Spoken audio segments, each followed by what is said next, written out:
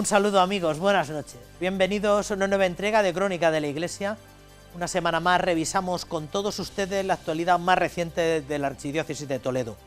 Siéntense y tomen parte de esta hora escasa en la que les acercamos algunos asuntos especialmente noticiables de nuestra iglesia local.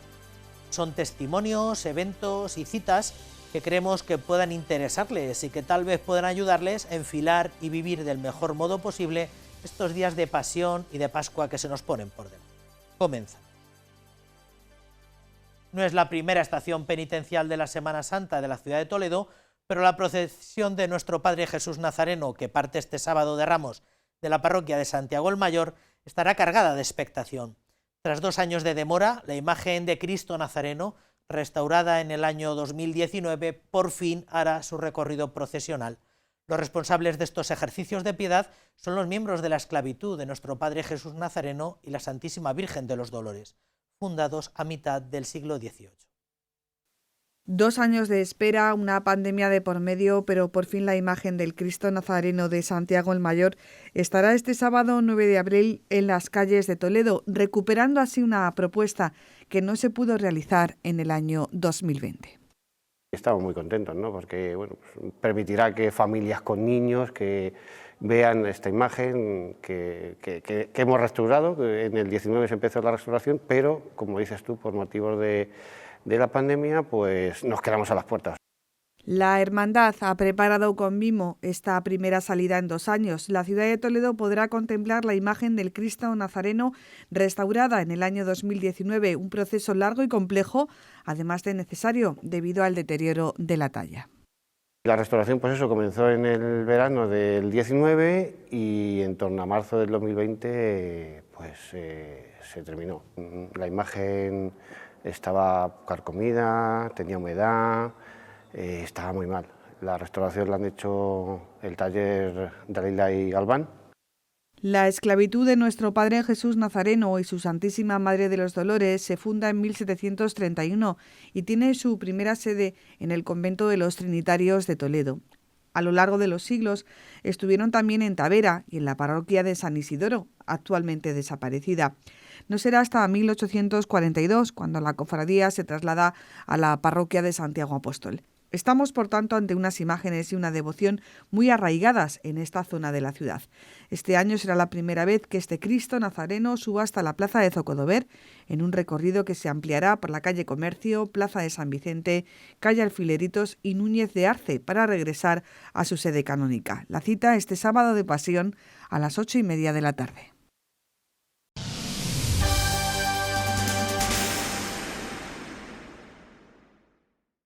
Catequistas con entrañas de misericordia es el título de la nueva carta pastoral del señor arzobispo. Nos cuesta llevarla a cuenta, pero creemos que es la 8ª en lo que llevamos de curso pastoral y versa sobre el ministerio del catequista, un documento eminentemente pastoral, en el que don Francisco recuerda cuál es la misión y cómo debe ser la formación del que acompaña a niños y adultos en su crecimiento en la fe. El prelado agradece a los catequistas su servicio en favor de la evangelización y les alienta a no desfallecer en esta tarea. El 10 de mayo del año pasado, el Papa Francisco publicó una carta apostólica en forma de motu propio, donde instituía el ministerio del catequista. Y en nuestra archidiócesis, Catequistas con entrañas de misericordia es la nueva carta pastoral del señor arzobispo sobre el ministerio del catequista, donde reconoce que en estos momentos estamos a la espera de la publicación del trabajo de la Conferencia Episcopal Española, donde se desarrollen los cauces y normativas sobre la institución oficial de este ministerio. El instituir a catequistas, tal como el Papa Francisco en su decreto de institución del ministerio del catequista así lo ha expresado, la institución, pues eso habrá que ir viéndolo, porque todavía los obispos están estudiando esta forma de llevarlo a cabo, esta forma de concretarlo, pero la necesidad y la urgencia de ubicar el catequista como un ministerio, como un servicio, como una función, como una misión en la Iglesia. La catequesis es una acción del Espíritu Santo, así lo expresa don Francisco Cerro en su carta pastoral, donde advierte de que lo importante es el testimonio que ofrecen los catequistas con su vida cristiana. En el documento, el señor arzobispo de Toledo explica cuáles son los objetivos de la catequesis, así como la misión y formación de todas aquellas personas que en nuestras comunidades parroquiales anuncian la buena nueva. Don Francisco se dirige muy personalmente a cada catequista y les habla al corazón. Y a cada catequista pues les urge a la alegría, a la esperanza, y a cada catequista le va como mostrando cuál es la vida y la misión verdadera del catequista. Entonces, nosotros creemos que esta carta es necesaria en estos momentos en la diócesis para que se pueda crear estos nuevos vínculos de comunión entre los catequistas. La carta pastoral Catequistas con entrañas de misericordia ya está publicada y la pueden encontrar en www.architoledo.org.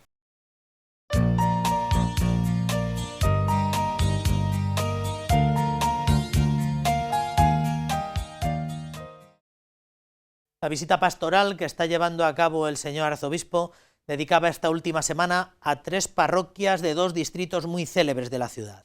La primera fue la parroquia Santa María de Benquerencia, que aunque no es la primera que se erigió en este barrio, lleva el nombre de la advocación con la que se bautizó este distrito industrial allá por el año 78. Esta parroquia, aunque parezca reciente, fue erigida por don Marcelo en octubre de 1985 y ha vivido estos días de visita apostólica con ilusión y con sencillez. Con motivo de la visita pastoral, el señor arzobispo de Toledo visitará la parroquia de Santa María de Benquerencia. Una visita que llevan días preparando los fieles y sacerdotes de esta comunidad, con ilusión y sencillez, ya que el objetivo es claro.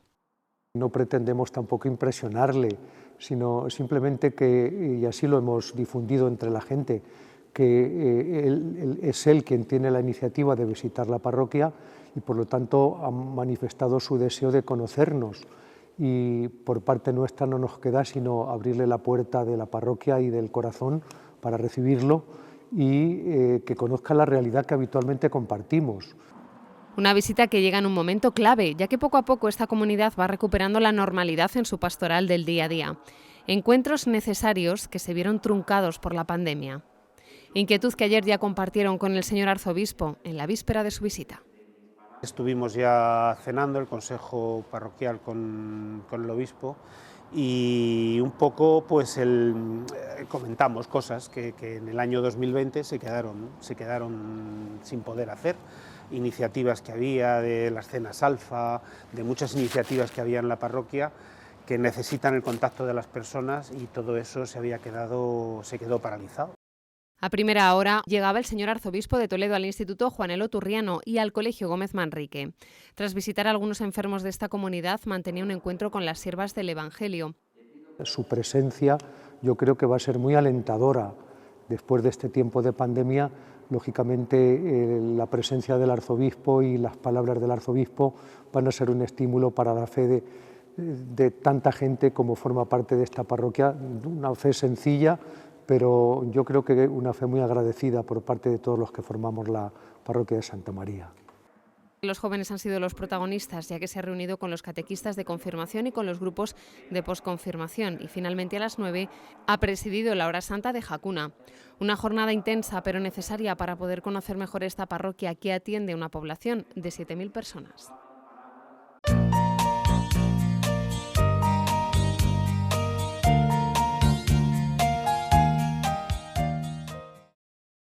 La otra parroquia del Distrito Industrial de Toledo que ha vivido la visita pastoral del arzobispo es la parroquia San José Obrero, que además está cumpliendo sus bodas de oro fundacionales.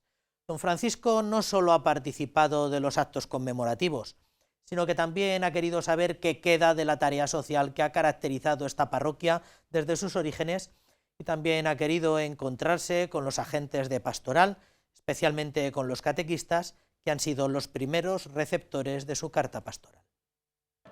Este domingo comenzó la visita pastoral en la parroquia de San José Obrero y así a primera hora el señor arzobispo era recibido de esta manera por los niños del Centro de Educación Infantil que pertenece a esta parroquia toledana. En el año 1978 esta guardería abría sus puertas por primera vez. Nosotros aquí en el barrio, pues ya te he dicho, llevamos muchos años y pues generación tras generación, yo misma he pasado por esta guardería, ¿no? Porque soy de aquí del barrio. Y bueno, pues ese sentir religioso que intentamos transmitir a las personas, a las familias y a los niños desde pequeñitos, luego va calando dentro, ¿no? Y es lo que queremos, ¿no? Ese despertar religioso, ese ese amor a Jesús, a María, a la Sagrada Familia, ¿no? 84 niños son atendidos en este centro infantil dedicado a San José, que hoy ha recibido la visita del señor arzobispo de Toledo. Flores y bombones para celebrar este encuentro, que para los más pequeños ha sido de lo más dulce. Tras su paso por aquí, ha continuado la visita pastoral en la parroquia de San José Obrero, en el Instituto Alfonso X.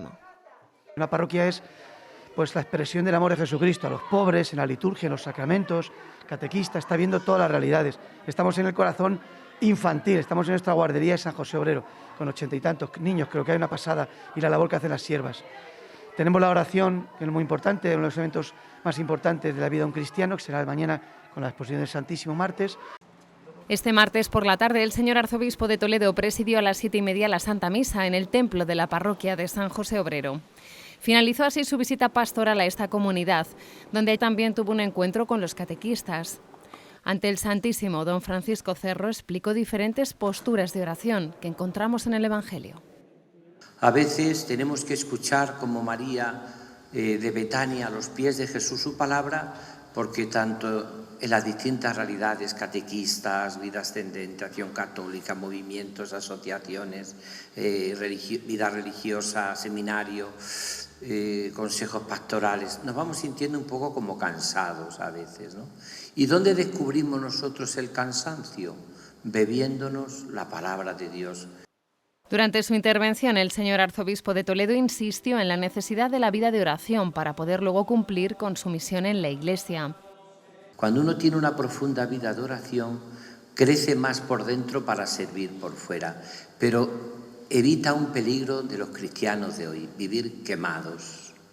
Siempre recuerdo aquellos ejercicios espirituales que dio al Papa Pablo VI, ya santo, Jacques Loé, un dominico belga que trabajaba en una misión de Marsella, y él dice que había escuchado a muchos sacerdotes hermanos suyos decir: tanto trabajo ha quemado nuestra alma. Tras esta adoración, el prelado toledano les hizo entrega a los catequistas de esta parroquia de su última carta pastoral sobre la misión y el ministerio del catequista.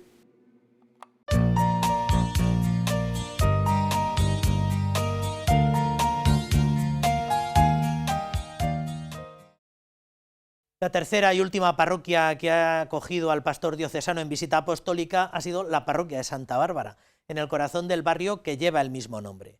Fue erigida como parroquia en el año 1953, momento en que se desmembró de Santiago el Mayor, aunque su singular templo parroquial fue finalmente inaugurado en septiembre del 72. Desde sus orígenes en Santa Bárbara han querido que la parroquia sea expresión de una iglesia encarnada en la realidad social con una opción clara por los más necesitados.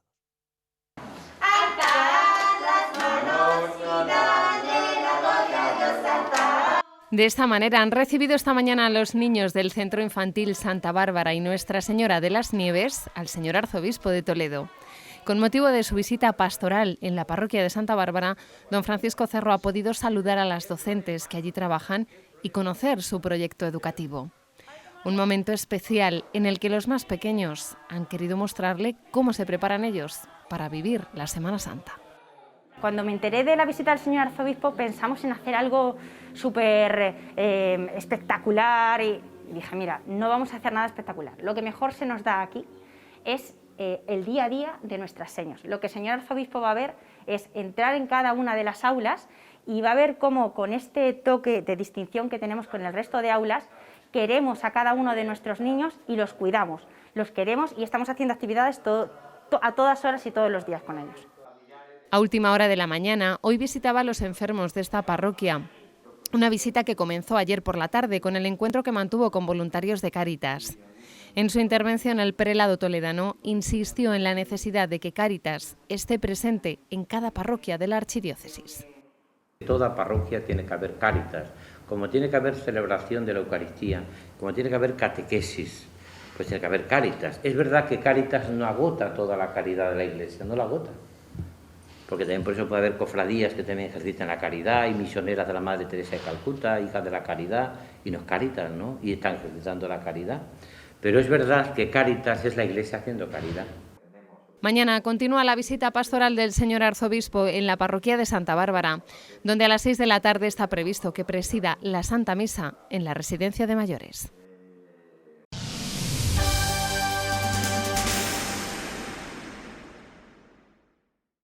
A menudo utilizamos este salón de actos del Estudio Teológico San Ildefonso con ocasión de que se celebra el curso de formación complementaria, que a lo largo de estos últimos años nos ha traído verdaderos expertos en distintos temas, distintas realidades del mundo eclesial y del mundo de la cultura, y que nos pueden ayudar un poco a entender el papel o lo que Dios espera de nosotros en este momento, a llevar a cabo una evangelización lo más acorde con los tiempos presentes.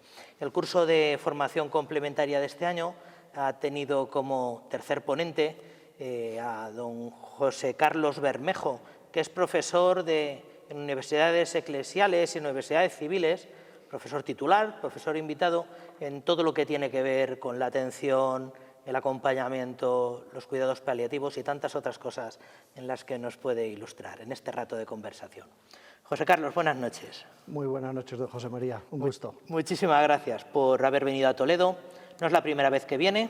No, con frecuencia. Es un sitio que tiene tanto atractivo y es un encanto de ciudad, ¿no? Muy bien. José Carlos Bermejo, hermano Camilo. ¿Camilo desde cuándo?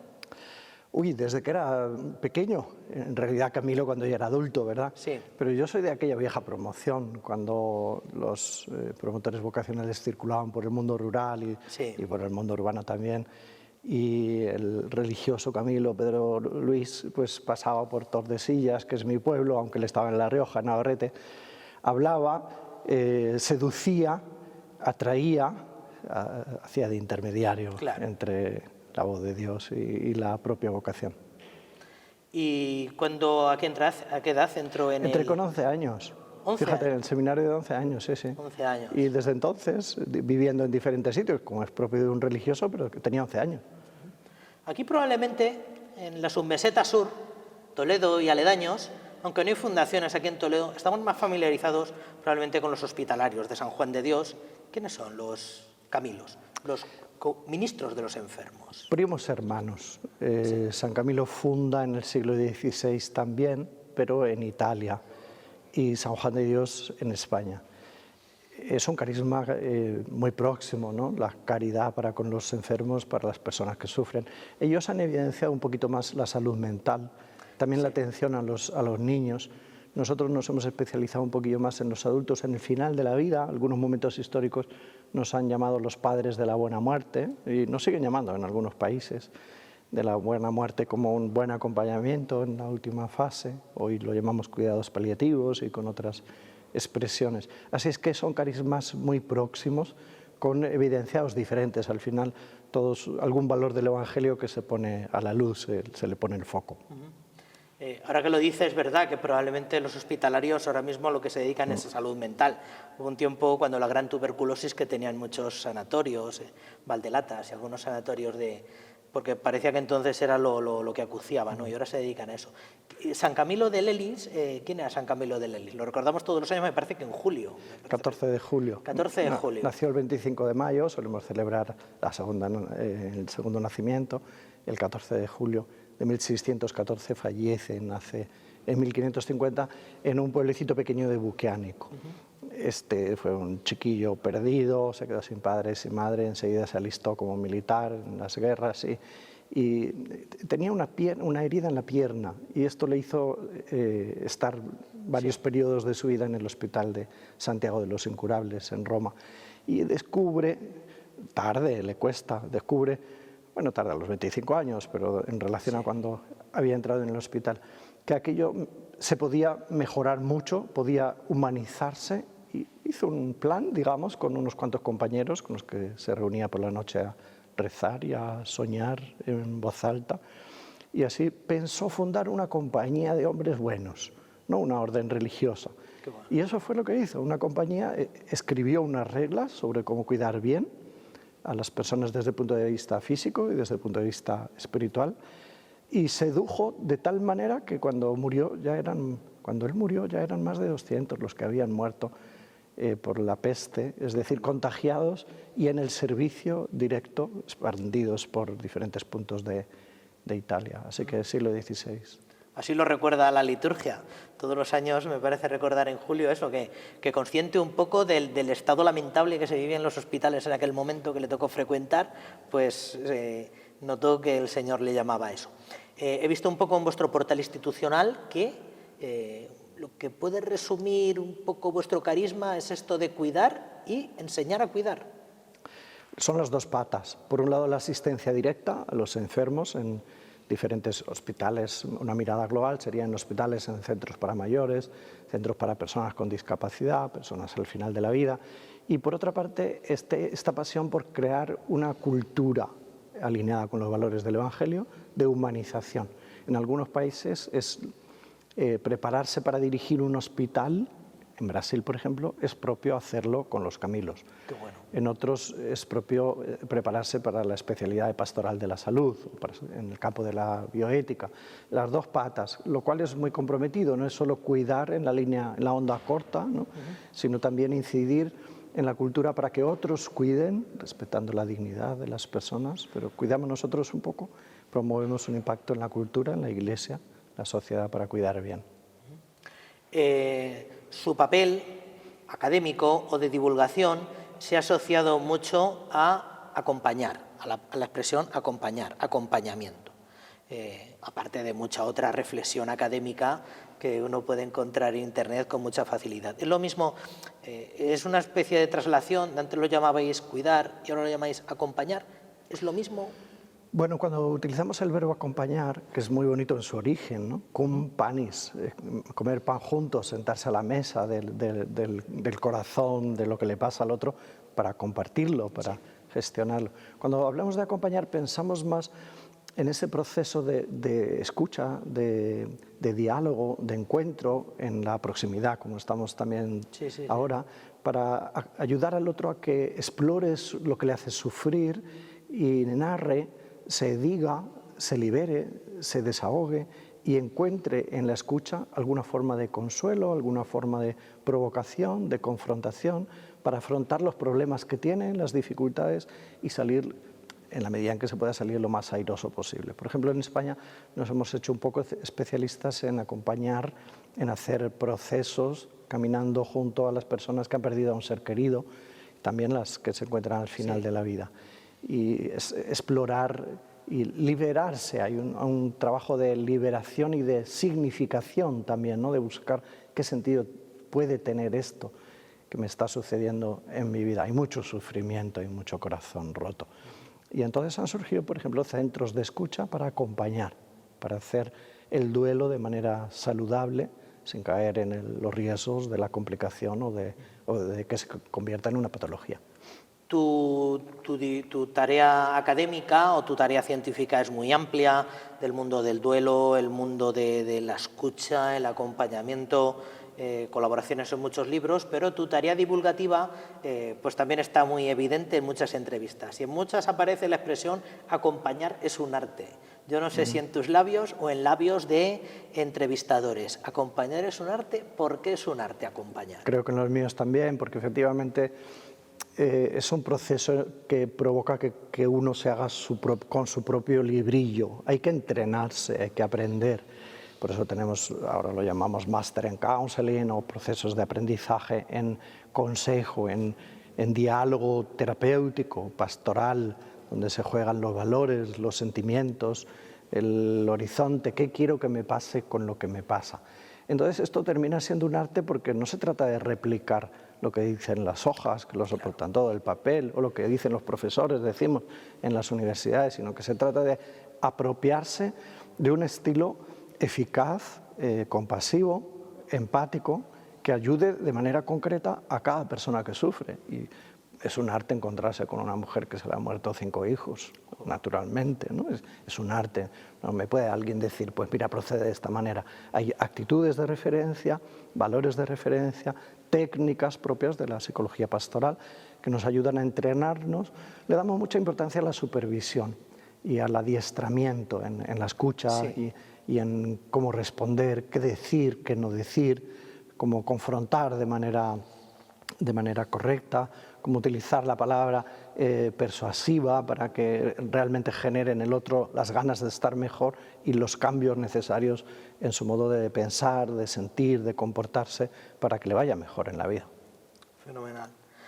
Antes de hablar de de algunas fundaciones en concreto, del Centro de Humanización de la Salud y de tantos proyectos tan interesantes, del cual tú eres un poco portavoz, ¿no? Eres un poco el vocero de este estilo, de esta nueva manera. ¿Cuántas fundaciones, Camilas, hay en España? 5 comunidades. 5 comunidades. Una provincia ya pequeñita, como tantas instituciones, ¿no? En el mundo somos más de 1000 religiosos. Eso me dio la impresión, que hay otras partes del mundo sí. donde ahora está más musculado esto, pero en España, ¿qué quiere decir? Europa no envejecemos, el mundo religioso, ¿no? y quedamos 5 comunidades. Estamos presentes en Barcelona, cerca de Barcelona con un hospital, Sevilla, Valencia.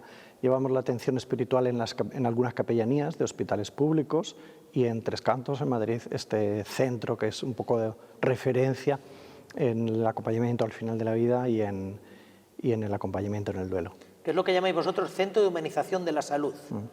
¿Lo fundaste tú? ¿Te tocó cofundarlo? ¿La intuición es tuya? ¿Cómo surge esto? Esto fue un sueño tenido con ocasión de un trabajo académico. Yo estudiaba en Roma, tenía que entregar un trabajo de creatividad pastoral al servicio del enfermo y escribí un proyecto, Centro de Humanización de la Salud. Incluía toda la realidad. Fue un sueño de estos que por gracia de Dios y ayuda de los hermanos se ponen en práctica, ¿no?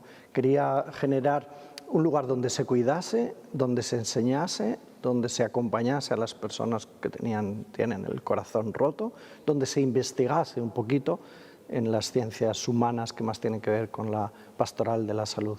Y bueno, eso es lo que ahora se está produciendo. Así que fue un sueño de un alumno de la licenciatura en Teología Pastoral Sanitaria. ¿Alguna vez has dado razón de que era algo que te bullía tan dentro que no sabía? Digo, ¿has sido fundador, cofundador? ¿Esto de quién fue la intuición? La intuición entonces fue tuya y finalmente en Tres Cantos es donde está, que es el Centro de Humanización de la Salud. No es únicamente, exclusivamente, como da la impresión, para acompañar en el último momento de la vida. Todo tiene que ver con eso. Es un conjunto de servicios. En Tres Cantos hay una residencia para mayores, 140 personas mayores, y un centro de día, y es la sede de una red de servicios a domicilio repartidos por España, con más de 1000 trabajadores que cuidamos a los enfermos, sobre todo a personas dependientes y personas mayores que están en sus casas, y es un lugar donde formamos a algunos futuros profesionales en el mundo de la salud. Un lugar de cultura, por lo tanto, jornadas frecuentes, máster frecuentes con la Universidad Ramon Llull de Barcelona. Es el único máster que hay en España para especializarse en intervenir en duelo complicado, además del counseling y otro en cuidados paliativos. Y luego es la sede del primer centro de escucha, de esta red que ahora hay 34 repartidos por España, y Toledo está subido en esta barca, que son centros donde voluntarios y personas preparadas, y en nombre de las instituciones que lo generan, que son de la Iglesia Católica, pues centros donde las personas llaman, piden cita y acuden porque están sufriendo y tienen esperanza de que alguien les escuche y de que fruto de eso se pueda sufrir menos, ¿no? Se puede trabajar el modo como se vive el sufrimiento para aliviar y para eliminar esa parte evitable del sufrir humano. Los centros de escucha, por tanto, son fruto posterior del Centro de Humanización de la Salud. Es uno de los servicios y ahora estamos incidiendo sobre todo en que se creen nuevos y en trabajar en red. Ya hemos puesto a alguna persona a trabajar exclusivamente para conectar el que hay en Barcelona, en Valencia, en los que hay en Madrid. Algunos son parroquiales, otros diocesanos, otros de instituciones religiosas, para trabajar con un mismo modelo y un mismo estilo, y también para ayudarnos. Por ejemplo, en el de Tres Cantos en Madrid ahora tenemos una lista de espera de 100 personas de un mes. Personas, casi todas es porque han perdido a un ser querido y se lo están pasando mal, y les estamos haciendo esperar porque no llegamos. Atendemos a 800 personas al año en el centro de escucha, y ahora nos están ayudando los otros centros haciéndolo con las plataformas online para drenar un poco, aligerar la lista de espera. Sin duda alguna. ¿Qué tiene que ver la humanización de la salud, que es el nombre un poco genérico de todo esto, con los cuidados paliativos, que es un tema que se reflota constantemente? Ahora estamos volviendo un poco a hablar de voluntades anticipadas, de testamento vital, de cuidados paliativos. ¿Qué tiene que ver humanizar la salud con cuidados paliativos? En estos momentos el verbo humanizar lo estamos conjugando en la Iglesia, en el mundo de la salud, pero también en el mundo de la asistencia sanitaria laica, las instituciones, las consejerías, el Estado, y en diferentes países hay iniciativas para humanizar, para hacer digno de nuestra condición humana la programación, la asistencia, la relación en la onda corta, en todos los programas y servicios de asistencia sanitaria. Uno de los campos donde podemos conjugar el verbo humanizar de manera particular es el final de la vida. Y una de las estrategias o líneas es justamente la promoción de ese modo de cuidar al final, que ya hace la paz con que la muerte está próxima, que no busca el camino de la eutanasia, que no busca el camino del encarnizamiento técnico, sino que busca conjugar el verbo cuidar, aliviar, paliar, que es controlar síntomas físicos, psicológicos, espirituales, para que de manera multidisciplinar un equipo profesional salga al paso de los síntomas que hacen estar mal mientras la muerte se acerca. Acompañar al final de la vida, cuando la muerte está cerca, y cuando el verbo a conjugar ya no es intentar curar. Ahí contemplamos cómo llega la muerte, dejándola que llegue, pero cuidando a la persona, que no sufra todo lo evitable, que no tenga síntomas que le producen malestar, y acompañando a la familia, y también después del fallecimiento. De manera que el sueño de aquel joven que estudiaba en Roma se ha materializado en Tres Cantos, goza de buena salud, y eso ha sido un poco en general. ¿Eso cómo se sostiene? ¿Cómo pagan todo eso? ¿Cómo funciona eso? ¿A base de voluntariado? Me imagino que la formación les dotará de algunos recursos, claro, porque al final la gente que se matricula pues tiene que dejar algún ingreso. ¿Cómo se mantiene el centro de Tres Cantos? Nuestro centro es privado porque es propio de la institución de los religiosos Camilos, pero concertado en casi todos los servicios. Con lo cual es accesible para la mayor parte de los usuarios, los ancianos, los enfermos al final de la vida, los alumnos de formación profesional, los que participan en las jornadas. Es todo por financiación de las consejerías correspondientes, de servicios sociales, de salud, de educación, del 07 del IRPF, con lo cual la mayor parte de la actividad llega al destinatario de manera gratuita. Solo esa actividad académica de tipo de grado máster, hay que pagar la matrícula como es propio en cualquier universidad. Con lo cual conseguimos suficientes entradas para sostener el equilibrio y ofrecer los servicios dignamente, siempre pagando mal, como sabes que hacemos las instituciones, porque los conciertos son bajitos y pagando lo justito, ¿no? Ya me imagino, ya me imagino. Ya lo has anticipado antes, que son los centros de escucha San Camilo, que se han hecho tan célebres y se han divulgado tanto, y todo el mundo intenta tener uno cerca porque parecen muy útiles. ¿En qué momento surge? Ya lo has contado un poco, por un poco el cuello de botella que se montó allí en Tres Cantos. ¿Cómo surge y en qué momento está los centros de escucha San Camilo? Yo lo tenía escrito en aquel programa, en aquel sueño, y en el año 1997, confluyeron los astros, o quiso la providencia divina que se produjera ya. Y entonces, pues verás, yo quería que se crease un servicio de escucha para las personas. Me encontré con que nos ofrecieron un piso de 40 metros, que aquello fue un milagro, y me encontré con una mujer que reunía en la cocina de su casa a otras madres que les había pasado lo mismo, que se les había suicidado un hijo. Y esto me impactó mucho. Esta mujer, el lugar que me ofrecían, mi proyecto que estaba esperando que le diéramos aire, confluyeron las circunstancias y arrancamos este proyecto, un teléfono, un grupo de voluntariado, un plan de formación, y lo empezamos a ofrecer a las parroquias, a los centros de salud, a los distritos de los ayuntamientos, a los trabajadores sociales. Al principio no creas que fue fácil, porque algunas personas decían, para ayudar a las personas que están en duelo, eso con el tiempo, y el tiempo lo hace todo, ¿no? Y la oración, el tiempo y la oración son los elementos. Hoy no sucedería esto, hoy ni sucede, ya todo el mundo dice que tienes un servicio, dame el contacto que te derivo inmediatamente a algunas personas que sé que se lo están pasando muy mal y que pueden hacer un trabajo si alguien experto les acompaña. En eso no le falta razón, que hace unas décadas, hace un tiempo, se veía con cierta suspicacia todo esto, en fin, que ofrecerlo y tal, y ahora, sin embargo, parece una herramienta utilísima, incluso para los que llevan mucho tiempo ya rodando por ahí, que nos sería muy útil saber cómo acercarnos a la gente que sufre. ¿Es solamente para acompañar a gente en proceso de duelo? ¿Es solamente esto? ¿Tú tienes algún libro divulgativo o algunos manuales de cómo acompañar el duelo? 8 claves me parece que se llaman, del acompañamiento en el duelo o algo así, o de la escucha. ¿Es solamente para eso el centro de San Camilo? Las 7 tareas espirituales del duelo es uno de los trabajos recientes. No, verás, esta ha sido una especialidad, la de aterrizar en quien tiene el dolor, el corazón roto y tiene que zurcir las heridas del corazón por la pérdida de un ser querido. Pero yo creo que es en torno al 60 y tantos % de las personas que acompañamos. Otras tienen dificultades en la familia, con los hijos, con la inmigración, ¿no? Sí. También es duelo en parte, ¿no? Los 7 duelos del inmigrante, que es una entrada muy típica para comprender la experiencia del sufrimiento. Tener un enfermo en casa. Sufrimos por tantos motivos, ¿no? Gestionar algunos sentimientos, la ansiedad, la tristeza, la soledad. Tenemos tanta soledad en España, no deseada. Intentos suicidas, supervivientes, familiares de personas que lo han intentado o que efectivamente se han suicidado. Y por una parte está el tema del duelo y por otra el drama de la culpa y del misterio de la vida.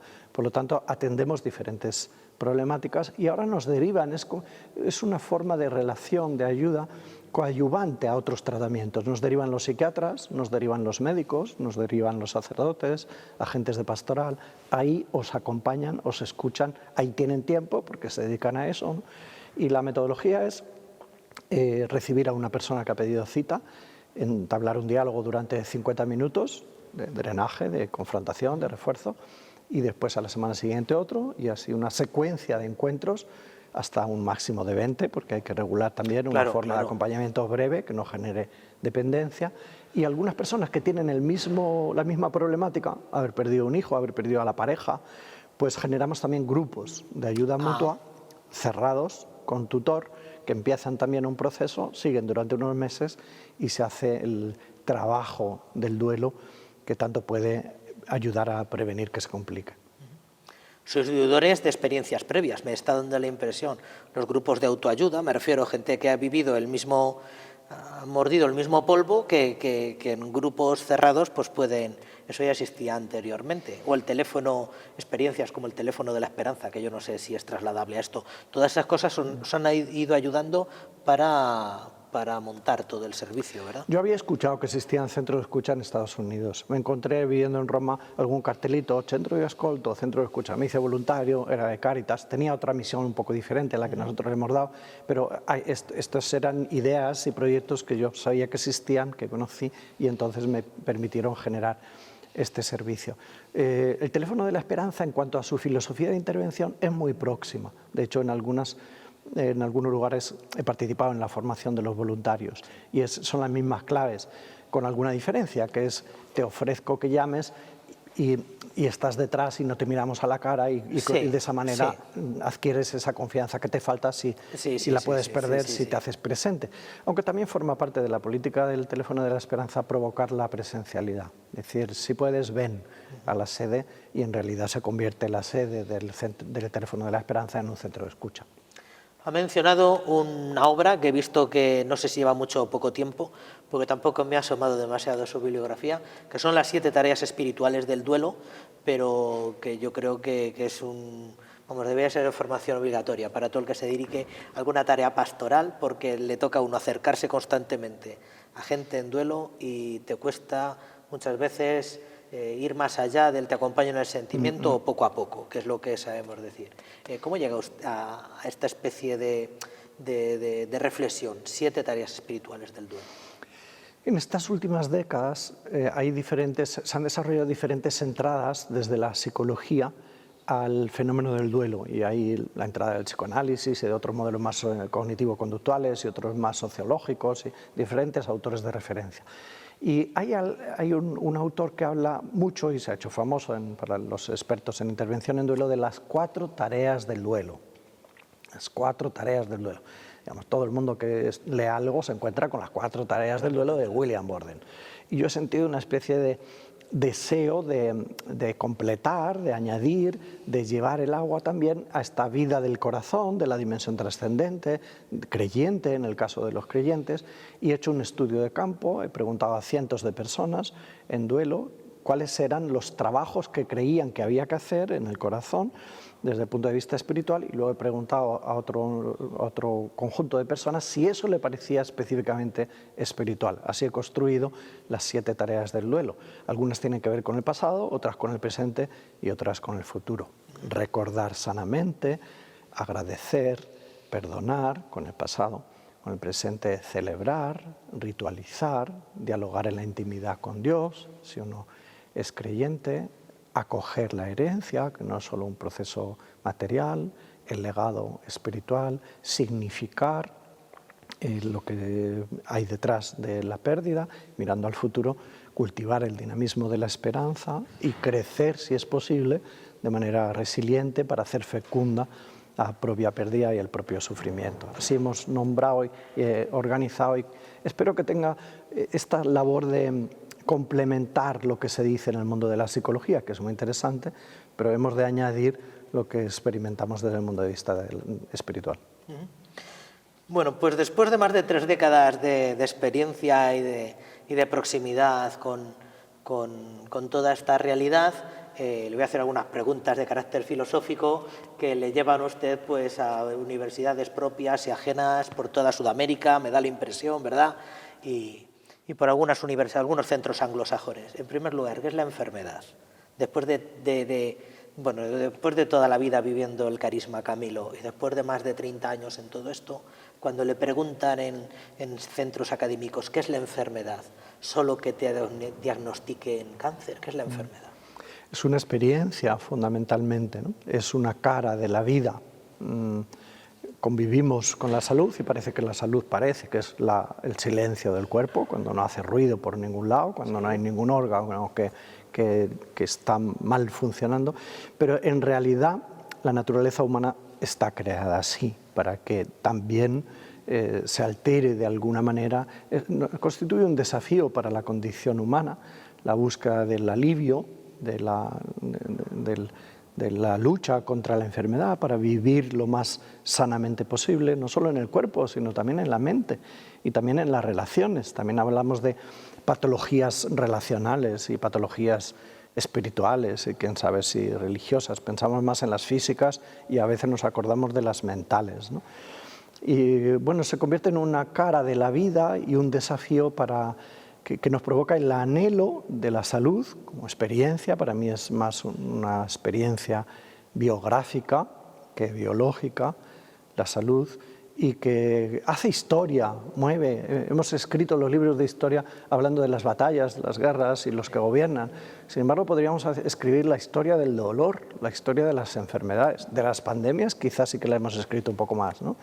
Las pandemias porque han desolado algunos puntos de la geografía mundial y han cambiado el devenir de los hechos individuales y comunitarios. Bueno, más difícil es describir qué es el sufrimiento, que es una experiencia mucho más humana, porque la enfermedad nos pone también en línea con lo que le pasa al resto de los animales. Vemos un perro también enferma y una vaca también puede enfermar y buscamos la salud para prolongar la vida y para que el ser vivo despliegue el máximo de sus potencialidades. Nosotros los seres humanos, por evolución, por creación, porque así nos quiere Dios, también hacemos experiencia de sufrir, de elaborar cognitivamente, emocionalmente, espiritualmente, los desajustes y anhelar profundamente un desarrollo completo, lo deseamos, ¿no? La vida que atrae. Por eso es más interesante pensar en qué es el sufrimiento como experiencia subjetiva y también comunitaria, y el alivio del sufrimiento. En medicina hemos desarrollado mucho la analgesia para controlar el dolor, y si se convierte en un síntoma refractario, pues la sedación, y dormiditos no nos enteramos de los síntomas, o en el caso del dolor. Sin embargo, es un desafío mucho más humano el vivir el sufrimiento incluso sacándole partido, integrándole, porque el sufrimiento no conseguimos, hay una parte de sufrimiento inevitable, no conseguiremos nunca liberarnos de él. Es la otra cara del amor también. Si yo me vinculo a alguien y le quiero, porque es mi madre, porque es mi hijo, porque es mi pareja, porque es mi hermano, antes o después eso se rompe y genera un desajuste y un sufrir. De manera que renovamos esa convicción de que el sufrimiento es propio de las personas. La enfermedad es propia de los seres vivos en general, pero como apuntaba antes, los animales se duelen, pero no sufren. El sufrimiento es propio de las personas, es una experiencia como muy del ser humano. Específicamente humana, y por eso nos invita a no solo a intentar eliminarlo, de hecho en salud hay que intentar también interpretar el dolor, ¿no? Diríamos, menos mal que nos duelen los órganos, porque es una campanilla de alarma que nos dice algo pasa ahí, y se convierte el dolor en un indicador, en un signo, una llamada para hacer caso a las disfunciones que puede hacer o los traumas que se pueden producir en nuestro cuerpo. Sin embargo, el sufrimiento es más experiencia que pide ser caminada, acompañada en el camino, elaborada, significada, integrada, para ver si le podemos sacar algún tipo de partido, porque en particular el sufrimiento inevitable, porque de lo contrario pues nos convertimos en unos desgraciados sufrientes. Sí. Y es cierto que también hay mucha parte del sufrimiento humano que no viene de la enfermedad y cuyo desafío consiste fundamentalmente en prevenirlo, no hacernos daño, no hacernos sufrir, evitarlo y construir un mundo con mayor justicia que ahorre los sufrimientos evitables de la condición humana. Y por ir acabando, José Carlos, una pregunta en la que lleva usted toda la vida, que es la pregunta por excelencia: ¿en qué puede iluminar la reflexión cristiana el mundo del sufrimiento? Porque todavía nos toca como cristianos acompañar gente doliente y bueno, pues sí, pues hay que vivirlo desde la cruz de Cristo y hay que vivirlo con resignación, pero ¿en qué puede ayudar la reflexión cristiana? Denos alguna pincelada. Esto nos llevaría a una sesión monográfica, pero denos alguna pincelada. ¿Y dónde está Dios cuando sufrimos? Es la pregunta de siempre y del filósofo. A veces hemos pensado que la religión, y en nuestro caso que Dios, Padre de Jesucristo, sea el que nos da las respuestas. En realidad es nuestro interlocutor más íntimo para las preguntas que no encuentran respuesta. La cruz es respuesta, pero no resuelve el sufrimiento. Seguimos sufriendo, porque en realidad no es un problema que encuentre solución. Ni la pregunta sobre el por qué, ni el para qué, y otras, y hasta cuándo, y qué he hecho yo, encuentran respuestas de tejas para abajo. Por eso la fe encuentra en Dios un interlocutor, en Jesús el resucitado, en Jesús el médico de referencia, no para eliminar a los médicos, a los galenos, sino para buscar un modelo también de compasión, de acompañamiento, de mirada multidimensional, donde todas las dimensiones han de ser sanadas, como él hace con los gestos que llamamos milagros tan admirables de intervención sobre el cuerpo y sobre la persona entera.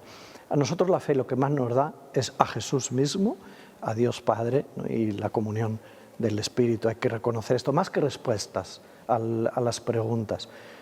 Alguno dirá, no busques respuestas a las preguntas, que solo habrá frustración, ¿no?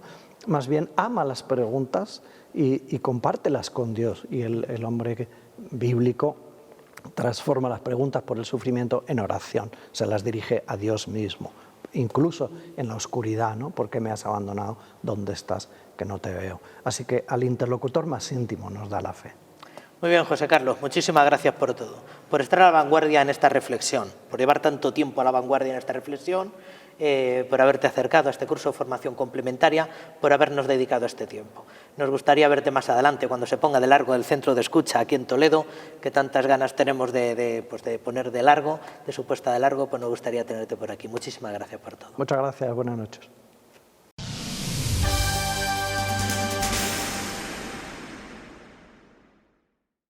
El Papa Francisco ha definido al sacerdote como el discípulo misionero en formación permanente. Por eso, el pasado jueves se celebró, tal y como estaba prevista, una jornada de formación del clero diocesano en la Casa Sacerdotal El Buen Pastor, aquí en la ciudad de Toledo, a la que asistió al final casi un centenar de clérigos diocesanos y no pocos responsables de movimientos apostólicos. Las 2 sesiones de formación abundaron en temas tan singulares y tan de plena actualidad como son el discernimiento vocacional y el discernimiento de carismas. Los jóvenes, la fe y el discernimiento vocacional era el título del sínodo sobre los jóvenes que convocó el Papa Francisco en 2018. Y este es el punto de partida de la jornada de formación que se ha celebrado en la Casa Diocesana de Ejercicios, El Buen Pastor.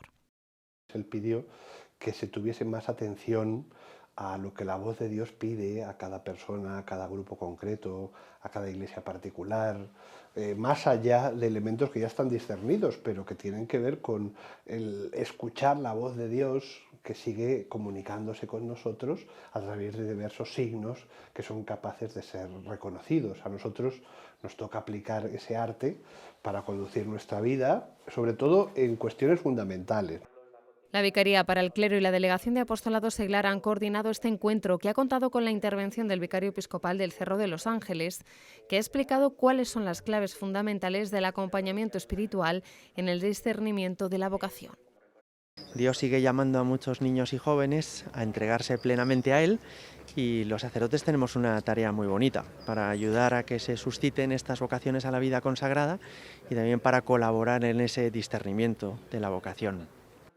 Conciliarios y responsables de diferentes movimientos de nuestra diócesis han participado en este encuentro, que ha contado con la ponencia del Asesor Nacional de la Renovación Carismática en España, para explicar cómo debe ser el reconocimiento de los carismas personales en la misión evangelizadora de la Iglesia. Es un elemento esencial, junto con el uso del carisma o el ejercicio de los carismas. Un elemento fundamental es el acompañamiento. No se puede, por ejemplo, decir una palabra de profecía o pues dar a alguien pues un mensaje si no hay un acompañamiento, ¿no? El encuentro, que ha girado en torno al discernimiento espiritual como una tarea apostólica fundamental, sustituye la jornada de formación permanente del clero que estaba prevista que se celebrase en el mes de mayo.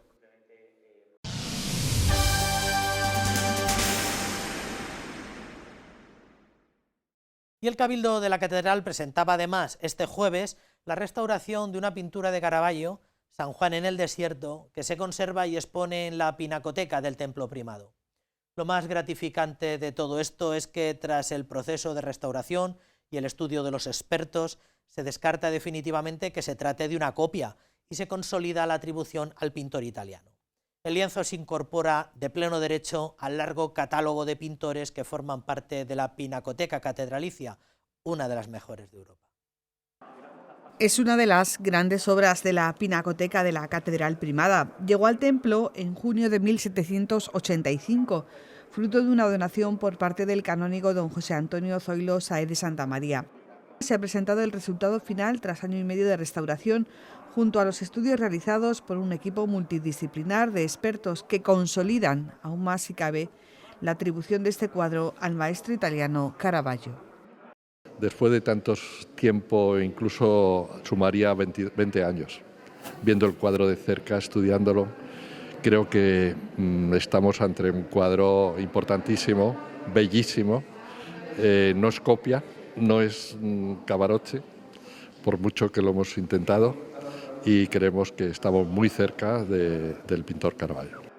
A pesar de las numerosas fuentes históricas consultadas y los trabajos realizados en el archivo capitular, poco se sabe de cómo llegó este cuadro a España. Sí está claro que las restauraciones sufridas a lo largo de los años han ido ocultando capa tras capa las genialidades de esta obra, que ahora sí han salido a la luz en este proceso dirigido por Antonio Sánchez Barriga. Genialidades que identifican la obra como realizada por un gran maestro y que empiezan por la técnica pictórica desarrollada. Está realizado a la prima con incisiones, varias incisiones para marcar la figura. Los fondos los utiliza como fondo, le da una veladura por encima y luego con 4 colores, quitando el blanco y negro, y luego sin mezclarlos casi. O sea, un vermellón, una laca roja. Así hace la túnica, o sea, es de una tirada. Prosiguen con la iconografía. Unos cambios iconográficos que era muy normal en él. Sobre todo el cambio iconográfico del dedo señalando, no tenía la vara, no tenía el cordero, tenía el manto y luego la iconografía, que ya en parte se conocía, pero las plantas de vid no se parecen mucho a las plantas de vid que hacía Cavarocci. Y que han permitido además sacar a la luz detalles hasta ahora ocultos. Ha aparecido el carrillo rojo, que es muy típico de él, la sonrisa benevolente de los labios, ha aparecido el pelo, ha aparecido una flor que él normalmente puso en alguno de sus cuadros, como el muchacho que muerde el lagarto. O sea que tenemos muchos elementos que sí estamos cercanos a él. Tanto el proceso de restauración como la investigación histórica, las técnicas empleadas y los hallazgos descubiertos formarán parte de una publicación científica que verá la luz en los próximos meses y que se sumará a los criterios de expertos e historiadores del arte sobre esta obra maestra conservada en la Catedral Primada y cuya autoría está cada vez más cerca del maestro italiano Caravaggio. Y la sacristía de la Catedral Primada ha acogido la presentación de esta restauración. El deán del Templo Primado ha felicitado a los expertos por el trabajo realizado y ha recordado cómo el Cabildo es custodio y salvaguarda de estas obras de arte. El Cabildo no solo custodia, sino que también es el encargado de restaurar, incluso expandir para que todos puedan disfrutar de estas obras.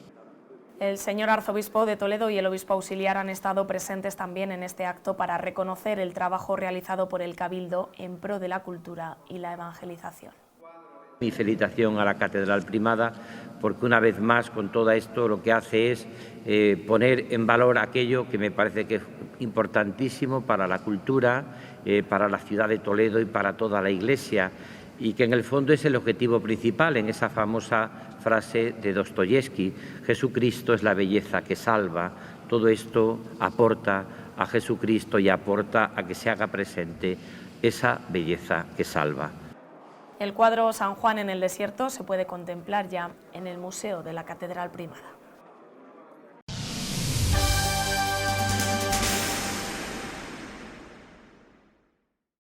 Desde la Acción Católica Diocesana nos ofrecen la posibilidad de poder vivir estos días santos de una manera más profunda. Se trata de revitalizar la Pascua infantil en los días previos al Triduo.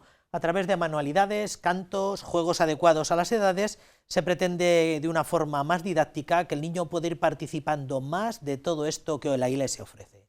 Se invita a todos los niños y niñas que deseen asistir, independientemente de que formen o no parte de Acción Católica, ya que es una actividad abierta para todos.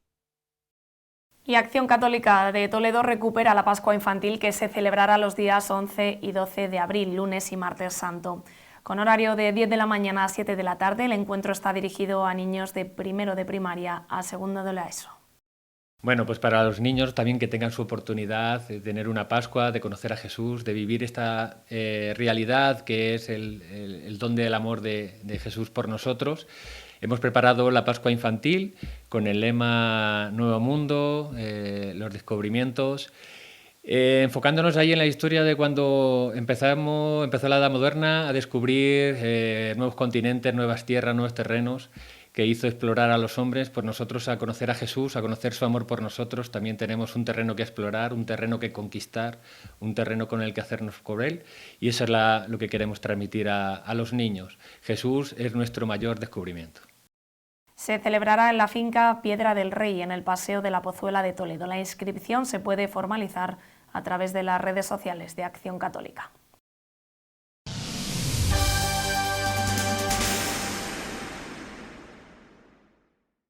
Bueno, pues hasta aquí el repaso semanal de nuestra vida diocesana. Les emplazamos ya a la Semana de Pascua, una vez superada la Semana Santa, para una nueva entrega de información eclesial. No dejen de tomar parte de estos días santos aquí en el canal diocesano de televisión, que es donde les haremos llegar celebraciones y contenidos que más y mejor puedan ayudarles a lo largo del Triduo. No falten a nuestras retransmisiones religiosas. Ya saben que pueden revisionar todos estos contenidos y muchos otros más en nuestro canal de YouTube. Que tengan una buena Semana Santa. Hasta la Pascua. Que sean felices.